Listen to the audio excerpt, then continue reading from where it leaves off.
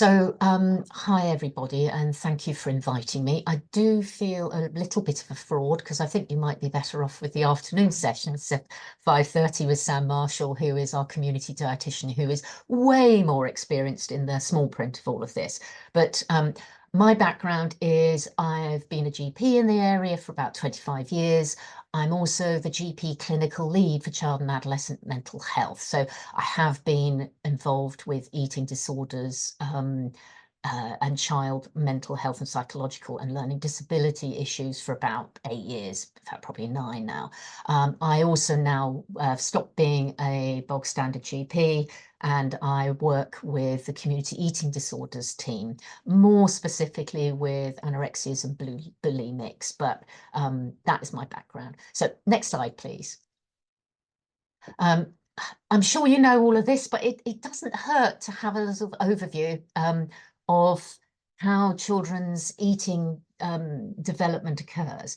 And I'm going to try and not be too technical. I'm a GP. We tend to veer off into long words and high descriptions. But anyway, I'm going to try and make this something that you can use. Basically, we know that in infancy, feeding tends to be instinctive.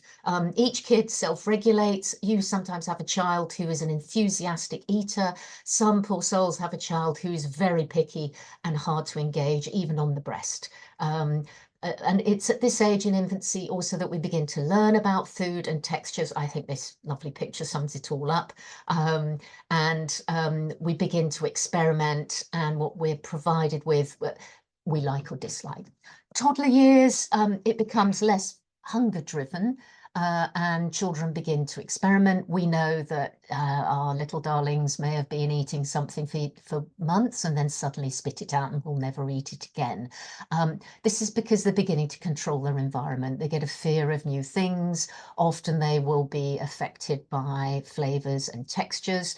We have to remember that a child's mouth is vastly more sensitive to taste and their nose to smell, because they've got such a wonderful new nervous system. But that sometimes makes them quite overreactive. We also know that some children are far more sensitive, particularly within the spectrum, the neurodiversity spectrum, and some are challenged by things that others wouldn't notice. We then move on to ordinary childhood. I would say that's probably about 3 years onwards. And the influence of how you eat as a family, cultural, if you're a family who only ever eats rice being presented with bread or potatoes at a new meal, can be an issue. How you eat affects it. And I'm a huge proponent of trying to ensure that we get back to family meals. Even if your child is quite resistant to others being at the table, eating is a very social environment, and we have to remember that no matter what background our child comes from, they have to fit in. Well, they will need to move into society, and it helps if they begin to learn that eating with others is a good and a happy time. And it can also help pattern behaviors, that they look at their siblings and think, well, maybe I'll eat that. Anyway, and the next we move into adolescence, and that's the time that I see more of our patients from about 11 onwards in the eating disorder clinic, where they've been bullied, they feel that they're fat, or they are very worried about their body image, and they begin to, in our cases, restrict, or others almost self-harm by purging and vomiting. Next page, please. So I'm a very glib person, so I think if I say anything that causes concern, please don't hold it against me. I've been very aware of the difficulties in children's eating, and it's been my focus with other members of the team for about 2 years to try and broaden the local offer and scope of support to you parents who may be struggling with a child who simply won't take enough nutrition on board.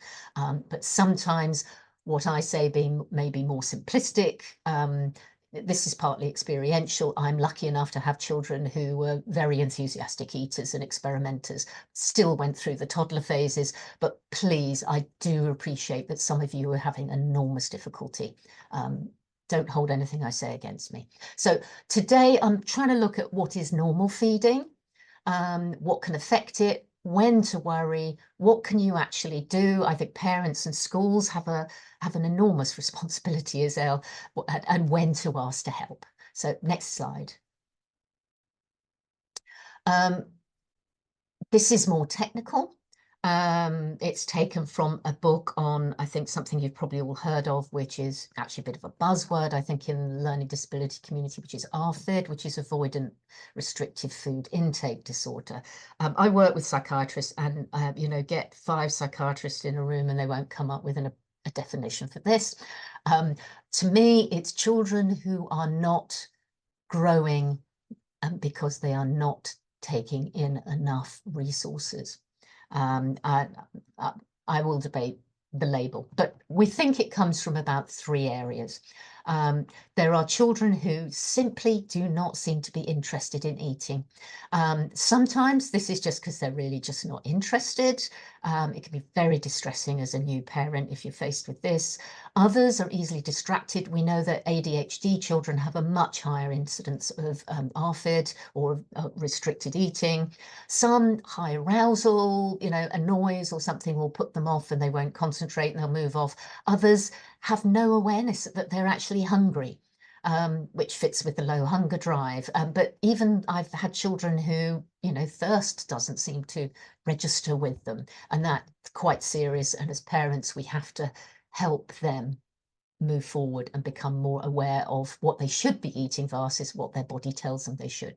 The next group tends to be those who are oversensory, or different sensory. Over is the wrong phrase, where they respond to temperature, taste, smell, texture. I might include those that when they sit at a meal and they hear their brothers chewing, that becomes overwhelming for them, and they have to leave the table because the noise or the appearance of others eating is really difficult. That's what we call avoidance. The next one tends to be developing later childhood. Well, I would say 5 years onwards, where they may have experienced an episode of vomiting or choking that has actually terrified them, or they've had diarrhea and vomiting, and then they become in a cycle that they become very scared that if they eat something they will then become unwell. And I certainly see children in the eating disorder clinic who have what we call a emetophobia. They're so scared of vomiting that they're actually damaging themselves with their poor eating and losing weight. Next slide, please. So I really struggled a little bit. I've got some slides that are in development with some resources that, and I couldn't fit all of a form on one page. And also, I was going to say at this point, if anyone wants to ask questions, do we want to wait to the end or do we go as we go along, Claire? Can't hear you. I think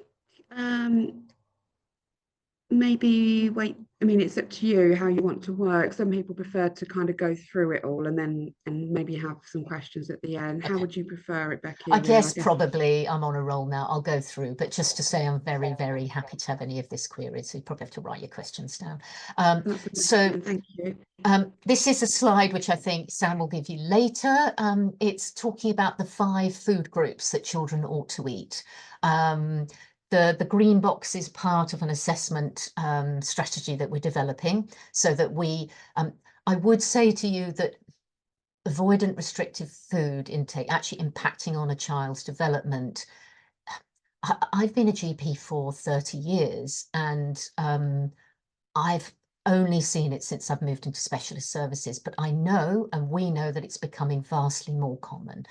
We've actually had some children present to Addenbrooke's with such a low vitamin A deficiency that they're at risk of going blind. So, and that, when I've spoken to experienced ophthalmologists, they've not seen in all their working lives, but it's become a thing now. We don't know what it is it's related to COVID. It doesn't seem to be, but we don't really understand why this is happening. These extreme dietary restrictions are happening. Information that Sam will give you later is that we like to think that children, a child who is getting by will eat from one of these 5 food groups. if not just one, but has a little piece from each of them. We have developed a flow chart, which I would love to show you. I might try and get that at the end. But we know that if you're beginning to avoid any of these ones, then you begin to have a red flag showing. We do suggest that all children, and I think particularly those with learning disability and SEND, that you consider putting them on a multivitamin. And the next page, please. I think that might have them on. And I will,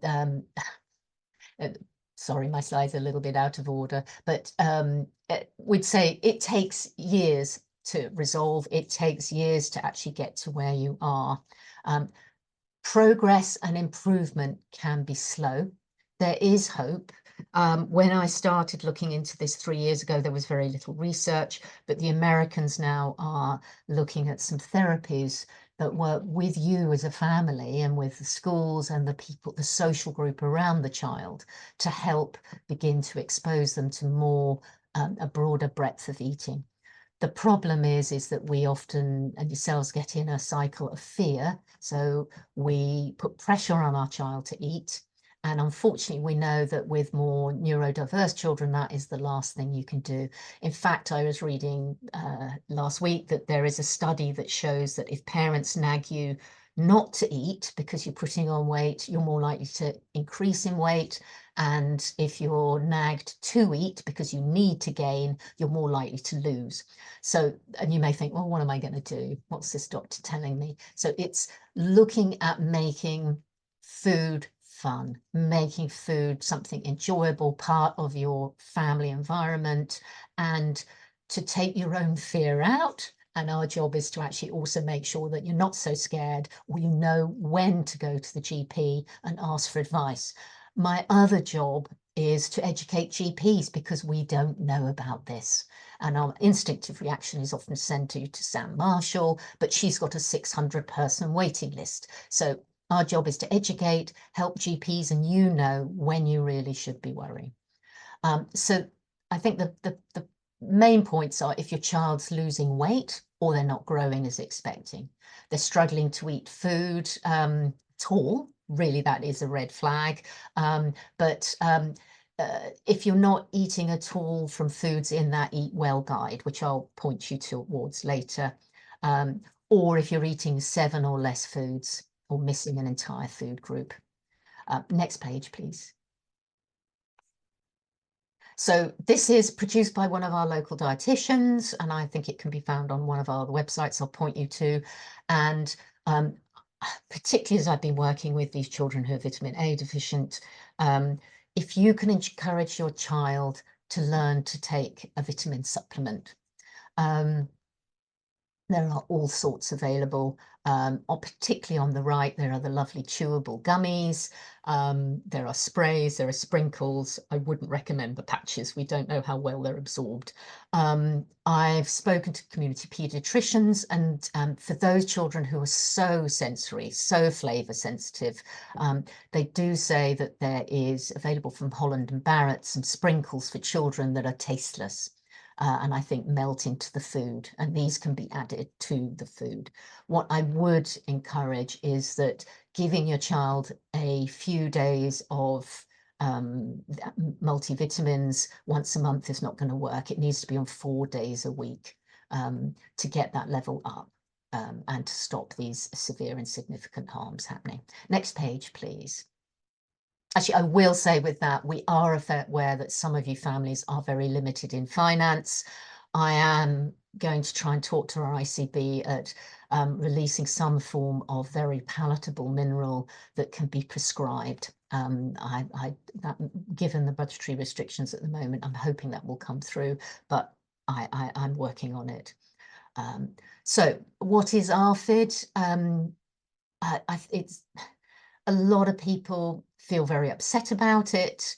A lot of people blame themselves. My child is a picky eater. Is it something I've done? I would say to you, no, it's really nothing you've done. It's a combination of circumstances. Don't beat yourself up about it. Don't add guilt to the mix. It's just happened. And the job of You will be involved in making it better. There is no pill I can give you to make your child suddenly start eating, but there are things you can do, and some of the resources I'm going to show you will do the simpler steps. The more severe end still need the simpler steps, and one of the key ones is making food and eating a non-confrontational time and looking at experimenting and trying to increase that range of what the child is eating. Next slide, please. So following on from my slightly higher level talk, there are some wonderful resources out there. If you Google fussy eating Cambridgeshire, and the actual links at the bottom of the page, there are some really wonderful resources produced covering all aspects of it and all ages.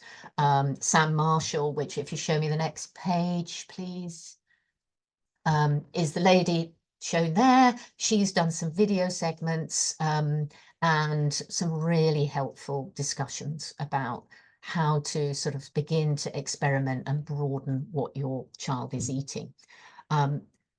We know that parents with severely restricting children often, it just gets narrower and narrower, and the child becomes more and more limited. And then you're frightened to challenge them because you're frightened that they'll just stop eating altogether. And that's really not what we want, but it's a position that we do see people reaching. And Sam's got some great ideas, and there's some books later and some resources that help you begin to ensuring that we keep your options open. And that may be that your child really hates the colour red, but it may be that you begin to do something like put a strawberry on the other side of the table and say, no, you haven't got to eat Mr. Strawberry, but you can put googly eyes on Mr. Strawberry. Mr. Strawberry's going to watch you eat because he's a happy guy. You know, it's taking the pressure out and making them get used to simple things. Like they may not like their brother being at the table, but maybe the brother can walk by and have a conversation and make them laugh. It's all of these things normalize eating as a family. And the problem with when you're scared your child is losing weight and getting sick, I know I used to get very anxious when mine didn't want to eat. You get frightened and that comes over to the child. So some suggestions for Sam was go to the food shops together, if that's possible with your child's level of ability. Talk to your child about food. The lovely thing and the difference that the books say about this and anorexia is the child with anorexia really doesn't want to gain weight.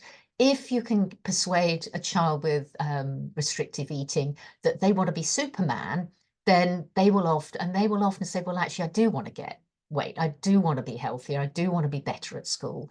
And they can become your little ally, even against their own drives and concerns. We try and make new foods exciting, cut it into shapes, you know, put eyes on a bean burger or something, talk about marine burgers if it's fish. Again, all very simple, and I appreciate these children are simple and complex, and some of you are very worn out. So next page, please. This is from, I think, the Northeast, Newcastle, Yorkshire and Humber, in fact. It talks about consider noises, smells, sensory strategies. Again, there's a balance. I think if you try and make mealtimes absolutely pure, children have a habit of then escalating it to the next level. So I'm always keen that we build up resilience and that you add a little bit of challenge, but tiny. And you do not want to move that on within a few days. You move it on in weeks to months. You take your time with all of these things. Next page, please.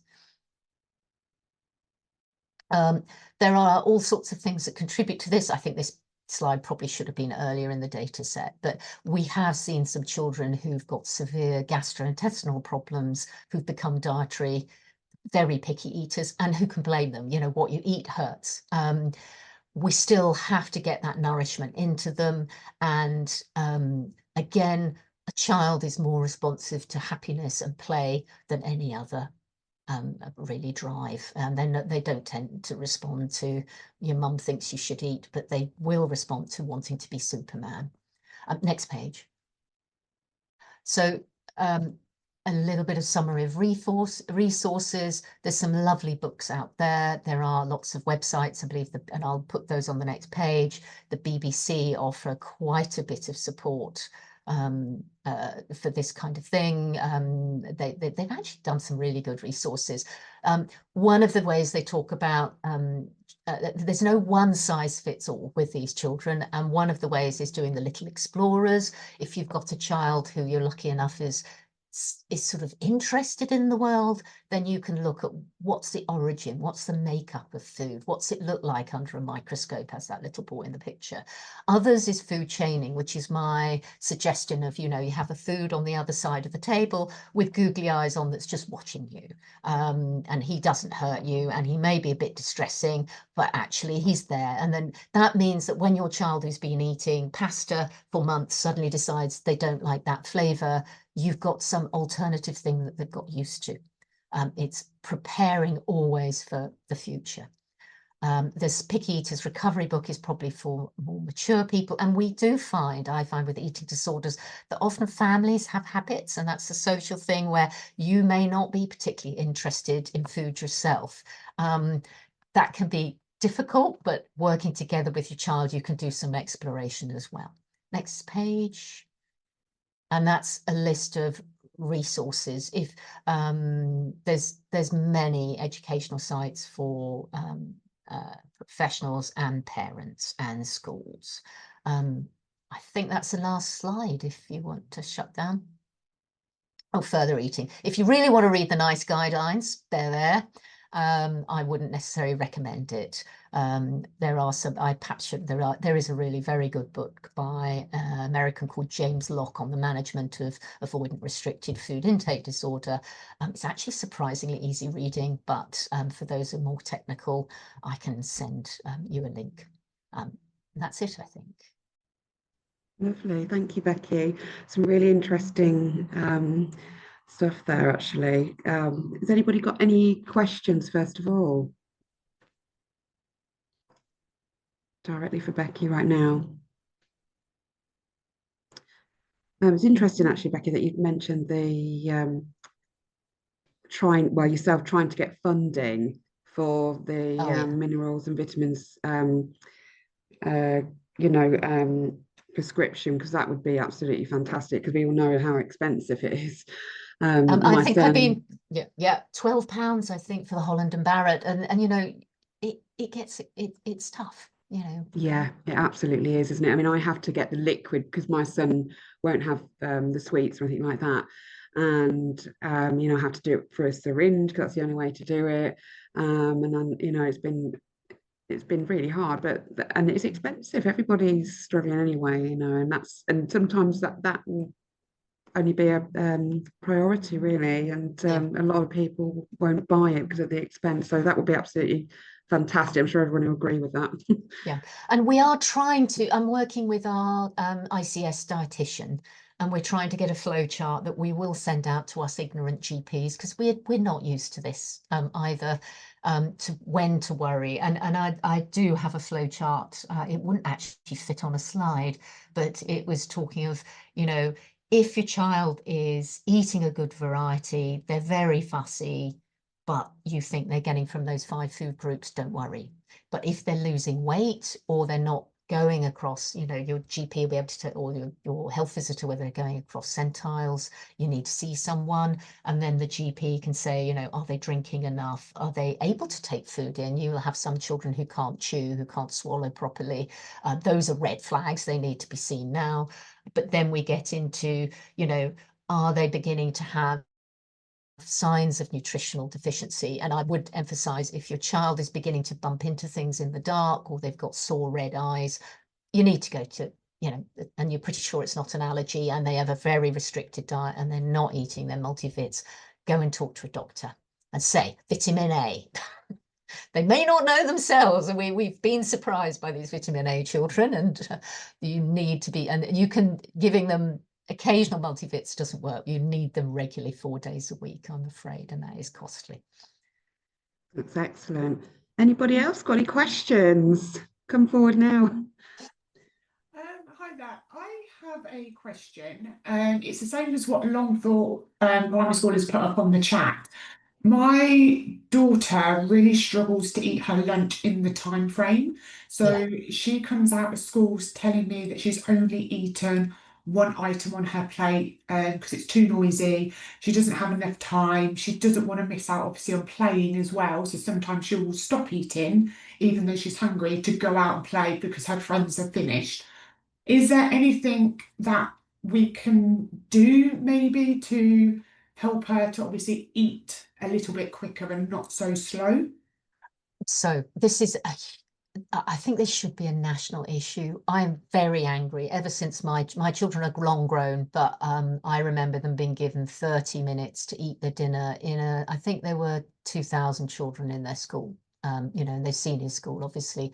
I'd encourage the school to make space and make time. I know they've got a busy curriculum to get through, but that's not always in the present system. We're stuck with what we've got. So practical. I don't know if school allow them to snack.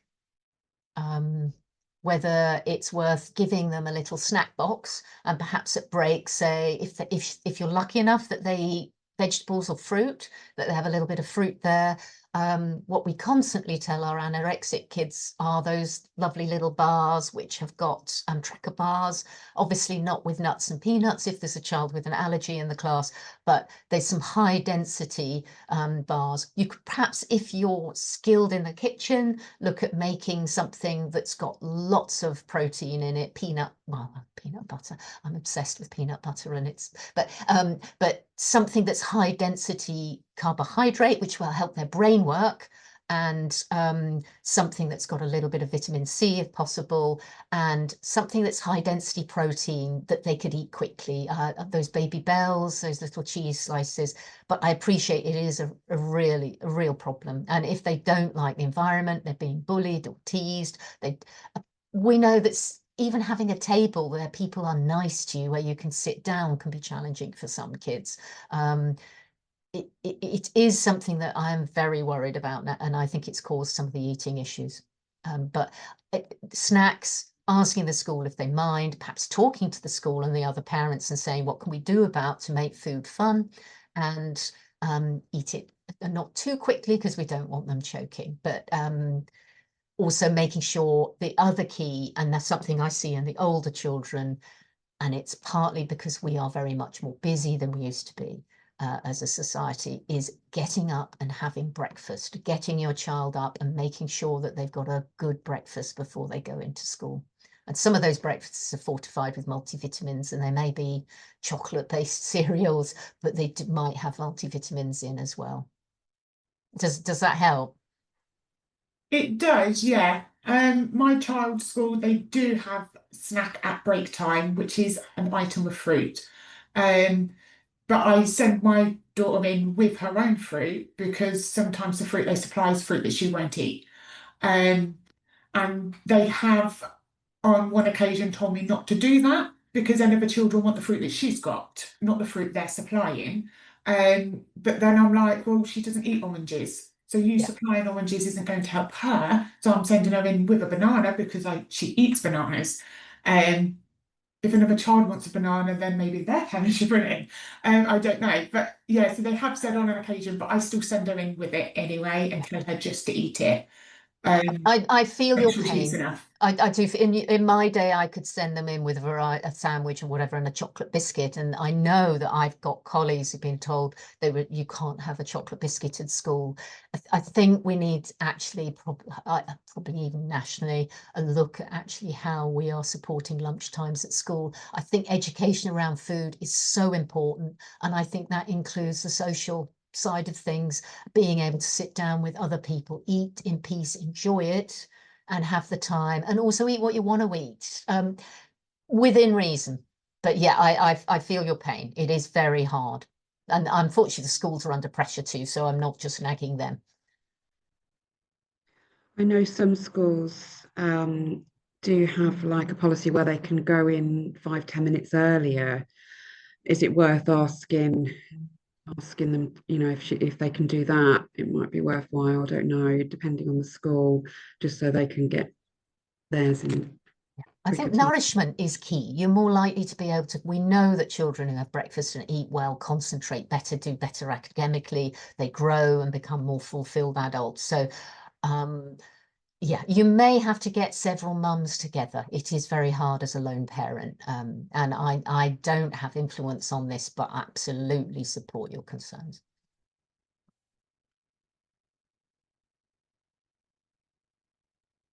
Anyone Thanks for else? your question. Anybody else for any questions for Becky? Hello, we've written our question in the chat, but we did have a parent who finds that their child gets quite anxious sometimes about eating the main meal, and doesn't want to kind of sit at the table, you were saying, wasn't it? Gets quite anxious about that, will snack, but that main meal's becoming quite an issue for them. This is really common. The issue is we need our child to eat versus it can become more extreme. I obviously work with a very much more extreme where children won't even allow any, you know, they'll go, I see teenagers who only eat in their bedroom. That I'm very worried about, and we can't supervise whether they're eating at that point. It's worth looking at what's happening during meal times. What is it about the meal, the shared meal, that's upsetting the child? That can be, as a parent, that you're tense, or older brother is blowing raspberries at you. I'm being cruel to older brothers. Sisters are poking you under the table. There's a lot of noise. Do try and encourage a family or at least one adult with that person eating. The more isolated they get, the more they'll learn that's how they eat, and it's harder to shift as they get older. And really, as part of a human society, we tend to need to be with other people, and food times is one of those great bonding activities. So I would be encouraging, saying, okay, everybody needs to behave. You all need to be involved in this child eating, not nagging, but making meal times a social and cheerful event. Some people even put a TV on in the background and you watch a funny program while you're doing it. But I really, as soon as we start restricting that time where they eat, the child then becomes, my experience is it escalates, because when we're on our own eating, we then become more aware of our sensations and what's bothering us. If someone else is cracking a joke and actually dad's making people laugh or mum's making people laugh, you then associate enjoyment with food rather than this is just a trial. We need to make food part of the social structure, and that's, no professional can help you with that. And the treatments always are professionals working with families to bring enjoyment back to food.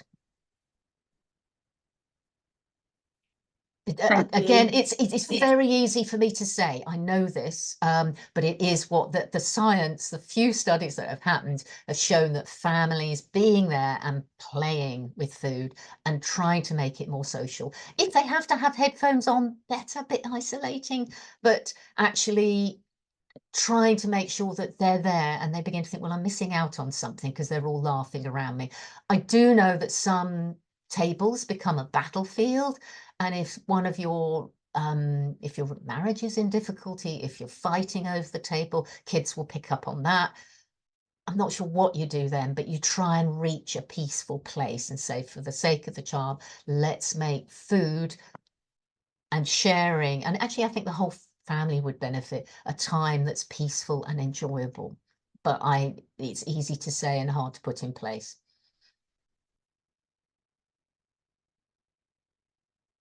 Thanks, Becky. Does that answer all your questions? Anybody else?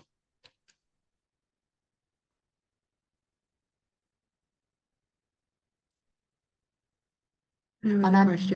Yeah, I will say that we're developing a template, and you saw the 5 food groups.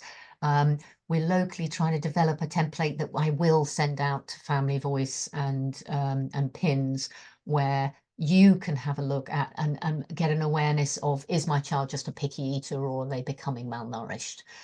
It's looking at ticking the 5 food groups, talking about multivits and what kind of foods. Are they a lumpy food eater, or they only eat smooth food? Will they only eat brown food, which a lot of children who come into difficulties are in that place. So that I'm hoping will be available in the next 6 months or so.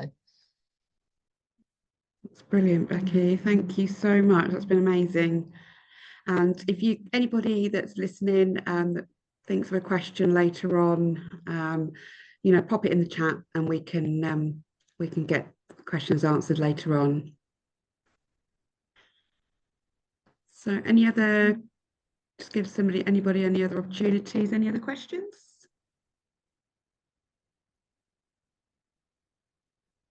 No?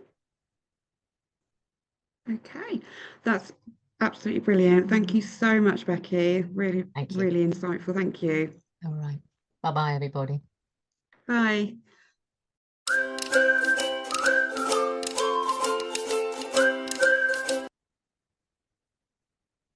Take myself off mute. So hello everybody.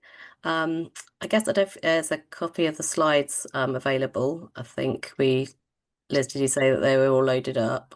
Yeah, John should be able to just pop them onto the screen now. Okay, perfect. So we can just hopefully it'll just help everyone There we to kind of go. see It's a what bit slow, Sam. That's all right, Sometimes it no takes me a bit. worries. I'll try and slow myself down, like get nice and calm for the evening. So my name's Sam Marshall. I'm a children's dietitian that works in the community for the NHS, and clinically I work largely in the Peterborough area, but my team does cover the whole of Cambridgeshire, and we obviously see a lot of children who have eating issues. And so I think Liz and her team's asked me to sort of a bit of an overview, really. So if I've not covered anything, then please do ask questions at the end. Or if you think of something later down the line, then I'm always happy to take email questions from Liz and her team. So if just random things come in the future, then please do get in contact with Liz and her team, and I'm happy to be a contact. So how do I move on to the next slide? Thank you. So hopefully at the end of this, you'll just have a bit more knowledge about when to be worried about your child's selective eating, have a bit more of an understanding around sensory differences and neurodiversity, because we do know those affect eating, and have some approaches that might help understand things that can help, like food exposure, food chaining, and messy play, and how that can be helpful. And also know the difference between what we'd consider sort of reasonable selective eating that's quite expected for a young child, and when it then turns into something that's more worrying, a potential eating disorder such as ARFID, and I'll explain what ARFID means later on. So next slide, please.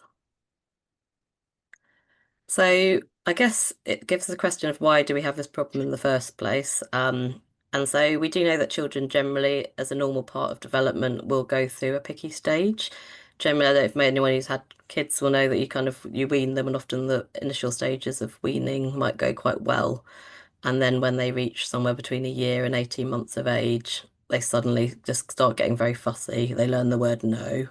And then things start getting a bit more of a challenge. And we do know that this is actually something that we call neophobia. And we think it's a kind of evolutionary thing that basically as a child gets more mobile and they're walking about, they're obviously more likely to pick up things that might cause them harm. And back in kind of caveman days, they might have been picking berries and whatnot off the floor, and actually having a bit of suspicion over things is actually quite protective in that sort of setting. So we think that it's kind of like quite a normal thing for children to view food with suspicion at that age. But it's obviously it becomes a problem when they just start eating very little. So often it can be nothing to worry about. You kind of go through it and they'll come out the other end. But obviously we have some children who are extremely picky, and that's where it starts becoming more of an issue. We do think there's a genetic influence around some children being more picky than others. Often there is a bit of a link with neurodiversity. Some children often have sensory differences who are picky with their eating, because eating is a very sensory experience. It involves smell, vision, sound in terms of crunching, and obviously taste. So it's a real sensory journey. So if you have sensory differences, you are more likely to have issues. We also notice there is a link with trauma. So again, if a child has a traumatic background, whether that be something socially or something medically, they're just more likely to tend towards anxiety and to be afraid of something new. and then that will just go across to eating as well. I think the main take home is that you haven't done anything wrong if you have a child with selective eating. It's just the way they're built. There are things you can do to help, but there's nothing you've done that has caused it. And I think a lot of parents feel a lot of guilt and worry around having a child who's a selective eater, that they've somehow done weaning wrong or it's their fault. And it isn't. It's just the way some people are made. So I think that's the thing to take home, is that there are things you can do to help, but it's nothing you've done wrong. So next slide, please. So I think the thing that we really need to know is when to be really worried about it. So one of the key things we need to know is the young person growing? And we do need to look at both their weight and their height. So obviously weight on its own isn't actually that informative, but comparing their weight to their height and knowing how it's kind of tracking for their age is informative. So it's really important, if you have any concerns, to ask a relevant healthcare professional to weigh your child and measure them and plot it on a growth chart, and then look at where your child is sitting on their centile lines. Hopefully that makes sense to everyone who's got a red book that has those charts at the back. And then it kind of gives you a sense of where your child was born and where they're kind of following. Everyone's different. So if your child is born towards the bottom of the chart, that's fine, if they're then following the centile they were born at. But if your child was potentially born towards the top of the chart and has dropped down several of those lines, that's more of a worry. So that's when we get concerned, is if they're crossing down on their chart, and if they've crossed down more than 2 centile lines, or their height and their weight are more than 2 centile lines apart, that's when we get worried that their growth is faltering and they would need further assessment at that point. So next slide, please. So obviously scale, the weight and the numbers aren't the only thing we need to look at. We also need to look at the balance of a child's diet. So if they're only eating one food group, they're likely to be low in important nutrients like vitamins and minerals and fiber. So this is, I don't know if it's not the best picture in the world, but this is the Eat Well plate. You can go to the link that I've put on the slide if you want to look at a better version of it. And it basically just tells you the balance of your diet, the kind of proportions of the different foods that you should be eating in an ideal world. So most of our diet should be fruits and vegetables and starchy foods like rice, pasta, and bread. So the sort of the green one is the fruit and vegetables, the yellow one's the starchy foods. A smaller proportion should come from protein foods. So that'll be things like meat, fish, pulses, or meat sort of alternatives. And then another sort of little wodge is the blue one, which is milk and dairy alternatives. And then the tiny one in purple are things like kind of fats and butters. We do need some fat in our diet, mainly for things like vitamins, but we don't need much. And obviously things like crisps and chocolate and sweets, sadly, we don't need to eat, but they are very tasty. So, so there's nothing wrong with them, but they're not kind of an essential food group. But having said that, when you have children who are selective, sometimes it's all you have to work with, and you can surprisingly work with a very small amount of foods if you need to. But ultimately, when you should be worried is if you're missing one of those whole food groups and you're just getting very little in at all of one of the food groups. And obviously if you're missing 2 whole food groups, again, that's even more concerning. I think if you're missing 1 or more of those food groups, you should definitely be starting a multivitamin and mineral. So I think if you go on to the next slide, I talk a bit more about that. So vitamin D is actually the one vitamin we can't get from our diet. So we actually recommend that everyone should pretty much be having that in the winter, and all under 5 should be having it all of the time. In terms for the children who have selective diets, they need to then have something that's got more in it. So preferably vitamins and minerals. So vitamins are things like vitamin C, vitamin B, and vitamin A. And then minerals are things like iron and zinc. So, for example, if your child isn't really eating anything meat-wise or pulses or fish, they're very likely to be low in iron and zinc. So it would be good to look for a product that had iron and zinc. If your child is having no dairy or eggs or any kind of orangey vegetables, they might be low in vitamin A. So it would be important to look for a product with vitamin A in it. Generally speaking, find a product with the most you can find that will cover everything. It's obviously the hardest part is to get your child to actually take the vitamin. So the gummy ones tend to just have the vitamins and not the minerals. So if your child's not great with fruit and veg, the gummies will probably be fine because that will cover most of the things that fruit and veg cover. But if your child is not eating any meat or pulses, then you do need to find something that's got iron in. So you may need to use more than one product to cover everything. But I think your pharmacist is a really good person to ask. So I think if you're not sure which one's right for your child, go to your local pharmacy and just explain your situation, and hopefully they can point you to the right direction of a good product. Or health food shops, so for example, Holland and Barrett, or other health food shops that are similar, also have quite good ranges of vitamins and minerals. So they're usually good places to start with in terms of locating products. And there are lots of products that are available online at better prices. So if you do identify one by going into the pharmacy, you could then potentially look them up online to get them cheaper once you found the one that works for you. But you can mix them into food and drink usually. But the one thing I would say is that children can get very suspicious if you've changed something that they trust, and you don't want to lose your child's trust in that food. So I would be very reticent to mix them into things without the child knowing. I think you're better off doing it with the child so that they know it's there. Because I think the one thing is that if you mix it into something they like, for example, if you mixed it into their milk and they are quite suspicious of things and then they stop drinking milk, that could be a big problem. So I think just your child, if you think you can get away with mixing something in, fair enough. But if your child's super sensitive, I would just be careful about that one. And then essentially seek medical advice if you just can't get something into them. So if your child has a very limited diet, you're not getting a supplement in regularly, and that's probably less than 3 days out of 7, because these supplements do need to be taken regularly to be effective, then I would start asking for some advice, and they may need a blood test to see if they're deficient. Next slide, please. So I think that's my kind of when to be worried. So hopefully that all makes sense. So I think when you work out about what to do about a situation, it's best to try and make each approach really child-centered and think about what's going on for each individual child. So often a lot of our children who have issues with eating do have some form of neurodiversity. So do they have autism? Do they have ADHD?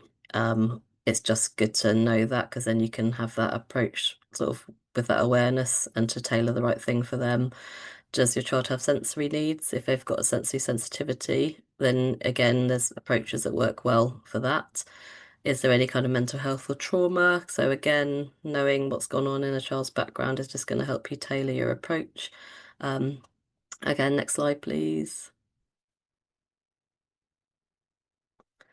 And then past experience in a positive way. So obviously there's other areas that children may struggle with. So if you've had some success with an approach in another area, for example, a visual aid, charts, social stories, things like that, then it might be worth using that similar approach with this issue as well. And lastly, medical issues. So I think sometimes we kind of realise if a child's constipated, if we've not got on top of that, they're probably not going to eat well. So it's really important to get on top of things like constipation or diarrhea. And again, that might mean going to your GP and getting a referral.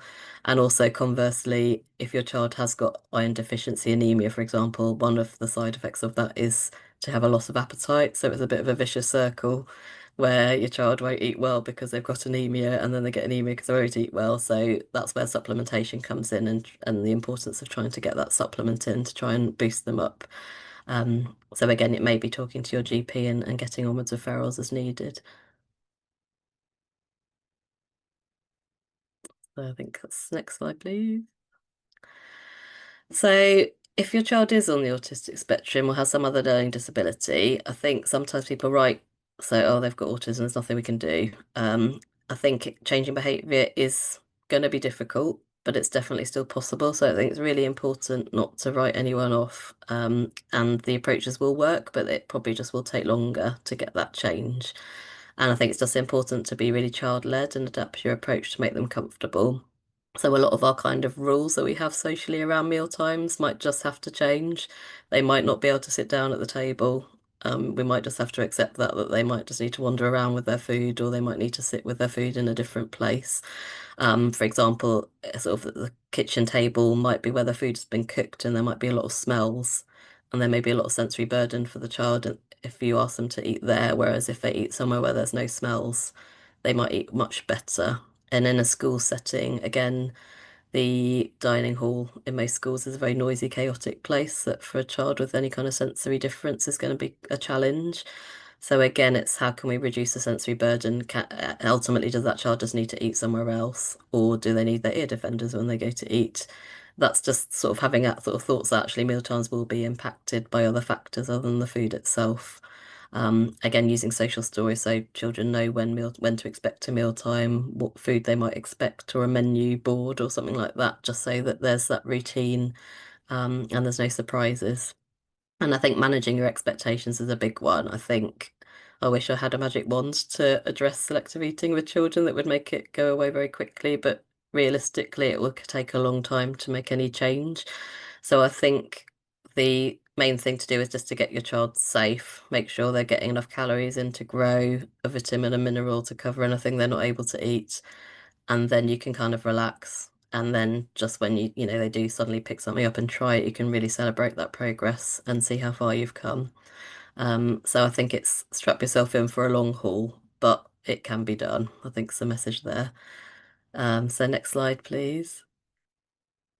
So there are various strategies that help. These are going to work for some and they're not going to work for others. But I think routine generally works well with most children in that they get offered meals at similar times of the day and snacks. And if they can't understand text or need visual cues as to what's going on, then a kind of visual menu chart can work quite well so that they know what to expect. Try and eat together when you're able to, and if the child feels comfortable with that. So again, meals generally are about social time as well as food, and sometimes just focusing on the chat and the social time and less on the food can just relax everybody. Because again, a lot of selective eating is around anxiety. So anything you can do to reduce anxiety can work. Conversely, if you have a child that is so severely anxious and worried around food, it is okay for you to maybe consider a screen if that's going to be what it takes. Again, it feels like that's not the kind of usual rules. But if you're at the point where your child is literally not eating enough to grow and to thrive, then you kind of need to do whatever it takes. And if that involves a screen to relax them to eat, then that's what you have to do. So I think it's not the thing that we default to if we can help it, but if you need to do what you need to do ultimately.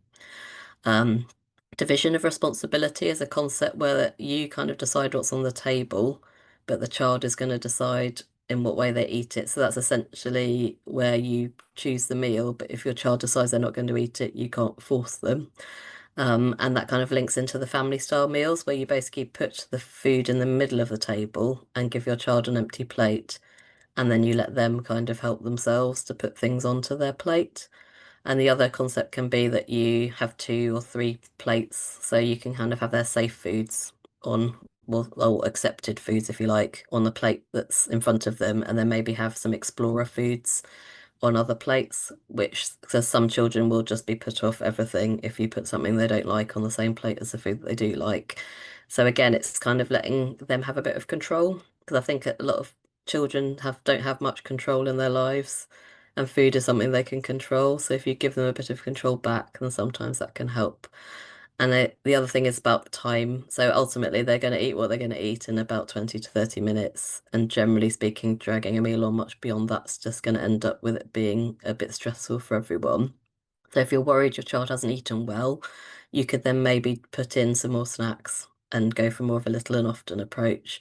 But I think sitting there sort of staring at a meal for 60 minutes is probably going to be counterproductive. And this is the hardest one, is to try and keep calm and keep your poker face as much as you can. But I know that that's a lot easier said than done when you've had a hard day and you've cooked your meal and your kid's not eating it. That's not always the easiest thing to do. But they will feed into your emotions. And if you're getting all stressed and upset, then it just means that they start associating meal times with stress and upset, and it will just get worse. So as best you can, just try and keep as calm as you can to go, great, okay, you didn't feel like eating that today, but we'll try that another time, and then just calmly remove the food. But like I say, that one's definitely a lot easier said than done, I won't lie. So next slide, please. So sensory issues. So I guess everyone has sensory preferences, but there's definitely some individuals who are almost super sensors, and they will just experience the world in a much more intense way than others. So a lot of our selective eaters will have these kind of questions. I don't know if anyone's children have these kind of issues. So sort of sudden dislike of loud noises, doesn't like getting their hands or face messy, doesn't like brushing their teeth, can sense any kind of smells, doesn't like noisy, bright, busy environments. Often a lot of these things are challenges for children who have selective eating.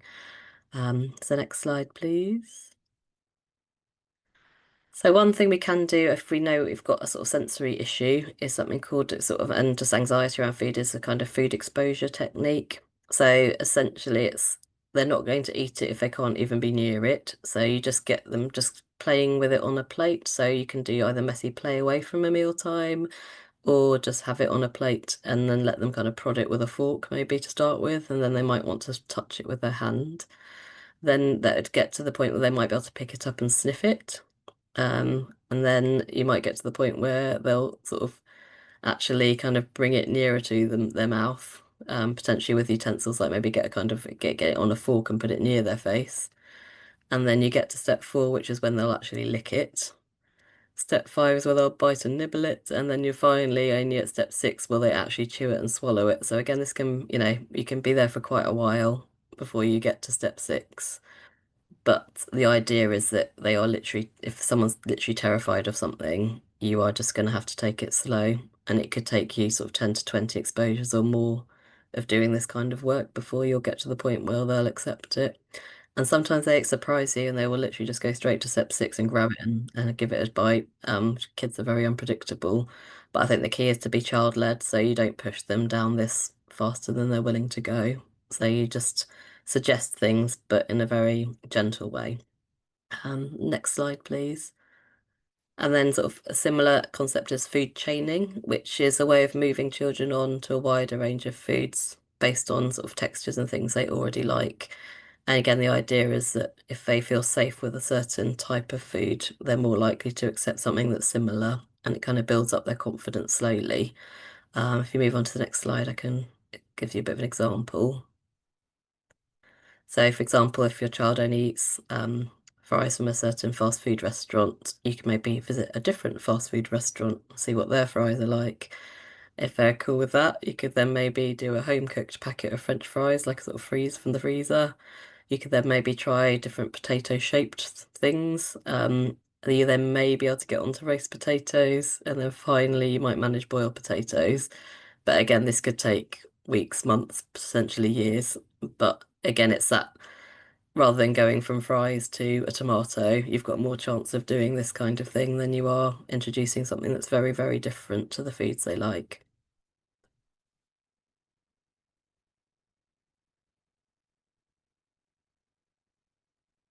Next slide, please. And then another way, which is a sort of exposure technique, is messy or food play. So I guess we obviously all know that children pretty much learn about the world through play. And so by introducing play, we can just try and reduce that anxiety around food and just give children positive experiences away from meals. It takes off the pressure of eating, essentially, because again, especially if you have any kind of demand avoidant child, a mealtime is basically like a demand on them to an extent. So if you just take that pressure off and it turns into just fun exploring, you're just taking that demand away. I'm just making it more fun and accessible. But again, I'd say this needs to be really tailored to the child. So if you've got a child that hates getting messy, you're probably not going to just plop them in a load of wet mess because they're going to get upset. So you might need to try with dry food play first if you have a child that's particularly upset about getting themselves messy. Next slide. So here's some ideas. So cooking or baking is the obvious ones. Getting a kind of tough tray or a kind of smaller container if you don't have space and just fill it with dry things, and then use kind of cups or favorite toys. It's quite a good way of getting, if your child has a special interest, for example, dinosaurs or vehicles, you can kind of use those favorite toys to play. Again, as a kind of transition one for trying to get exposure to more messy things, you could put things in a plastic bag and get them to kind of squeeze it and open it and smell it if they want to.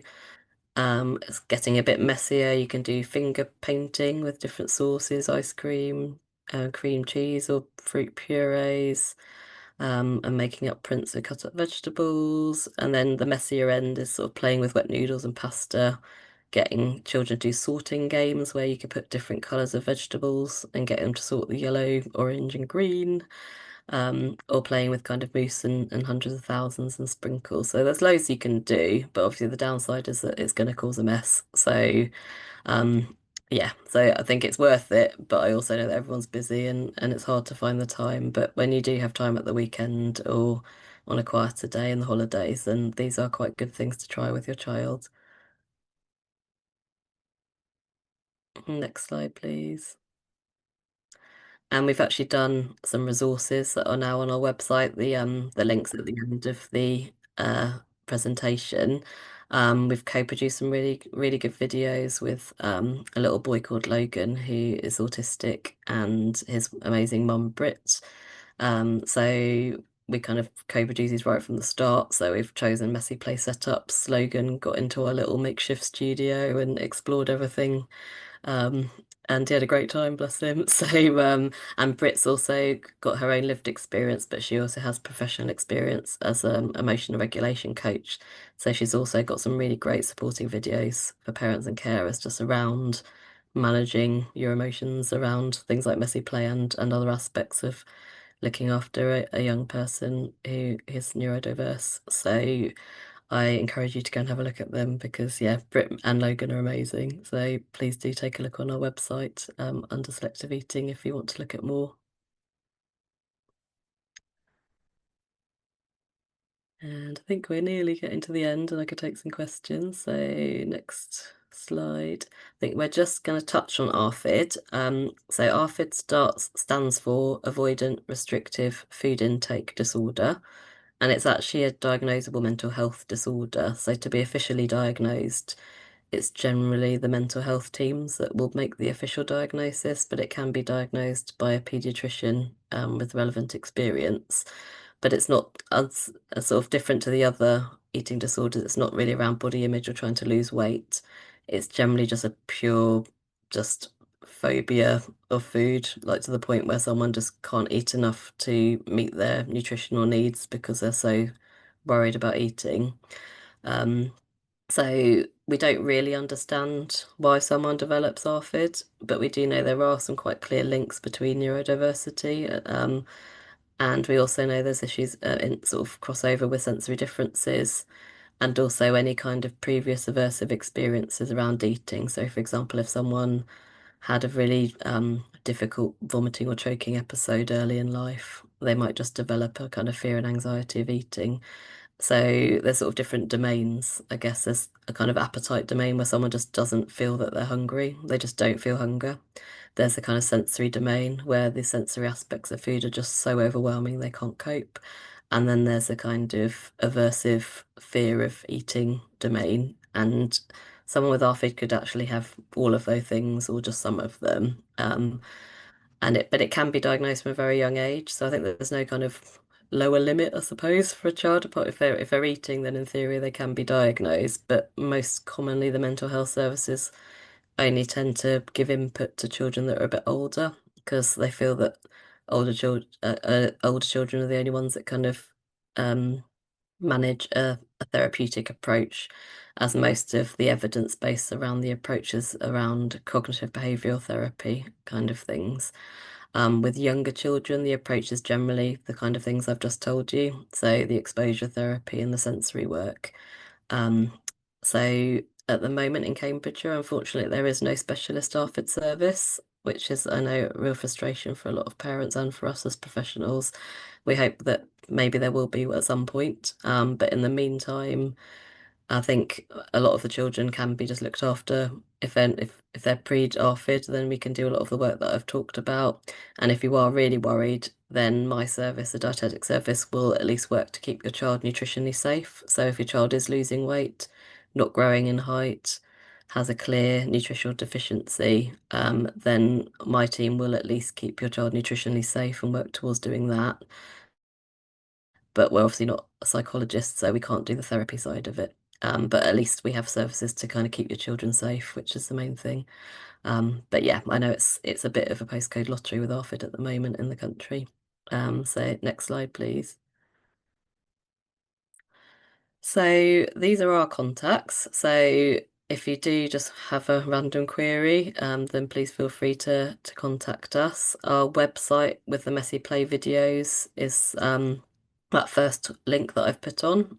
So we've got a selective eating tab, which has various information videos, which go over a lot of the advice that I've talked about already, and also some other bits and pieces. The Feeding Trust is another good organisation that's got lots of useful information. Autism Central's got some good eating guidance for children and young people with autism. ARFID awareness, if you suspect your child has ARFID, then that's worth looking at. And again, beat eating disorders. Again, if you suspect your child has ARFID, those are good ones to look at. So yeah, I think there's one last slide with some books. So again, if you do have an interest in this, and these are really quite useful books that just expand on some of the things that I've talked about today. So if you feel that you want to read a bit more, then these are quite useful. And that's it. Thank you, Sam. Has anybody got any questions that they want to put in the chat?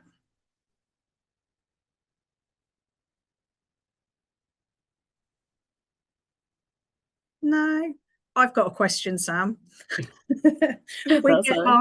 We get asked quite a lot from parents who are trying to brush their children's teeth. So I did notice that you were putting something about toothpaste. Is there any sort of advice that we could sort of signpost parents to, because they just struggle with the flavours of the toothpaste, or they won't put it in their mouth or anything like that, really? So I think it's like little changes. So I think for first it would just be letting them sniff the toothpaste. There are different types, so I use different flavors. I think mint is often, a lot of children just don't like the mint taste. There are strawberry ones. I think Aquafresh do a strawberry one, and there are some kind of more subtle fruity tastes that they might prefer. So I think explore different flavors. I think if they don't like mint, then look for different flavored ones, because they do exist, to try those and see if they work. I think again, just get them to sniff it first. And again, then maybe just get them to take a little bit on one of their fingers, and then see if they'll put a little bit in their mouth. And then just get them used to the flavour first before you do the brushing. And then when they're ready to sort of take a little bit, then just take a tiny amount first and just build up the amounts. Okay. But again, it might take them a while to get there, but I think work up to it carefully. But I think exploring different flavours. And yeah, there are flavourless ones. They're obviously a bit more expensive. But I think ultimately, if flavours is what it takes to get their teeth brushed, it's probably worth the investment. So yeah, so potentially look at the fruit flavours, or if that's not a goer, then go for that flavourless one, and then just build it up. Because I think it's two things: it's the brushing itself, the feeling of something in their mouth, and the flavour at the same time. Again, it's a bit of a sensory assault. So I think if you can at least just get rid of the flavour, then that's one thing that they don't have to worry about. Bless them. Brilliant. I can see in the chat, I think someone's invested in the flavourless toothpaste. Yes.